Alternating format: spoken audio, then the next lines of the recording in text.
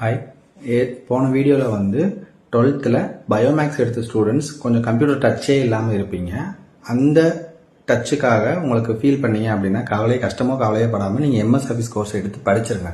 So அதை use பண்ணி நீங்கள் கம்ப்யூட்டர் எப்படி யூஸ் பண்ணணும், ஒரு டாக்குமெண்ட் எப்படி ப்ரிப்பேர் பண்ணணும், ஒரு சிஸ்டம் எப்படி ஹேண்டில் பண்ணணும் அப்படின்ற பேசிக் திங்ஸ் அந்த எம்எஸ் ஆஃபீஸ் கோர்ஸில் வந்து உங்களுக்கு டீட்டெயில்டாக வந்து இருக்கும்.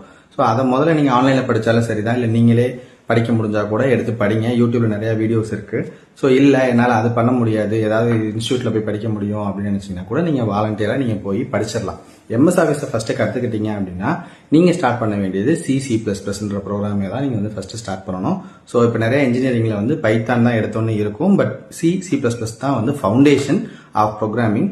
ஸோ அதில் நீங்கள் ஸ்ட்ராங்காக இருந்தீங்க அப்படின்னா மற்ற லாங்குவேஜஸ் அப்படின்றதும் ரொம்ப ரொம்ப ஈஸியாக தான் இருக்கும். ஸோ பயோமேக்ஸ் 12th ஸ்டூடெண்ட்ஸுக்கு இதுதான் ரெக்கமெண்டட் கோர்ஸ்.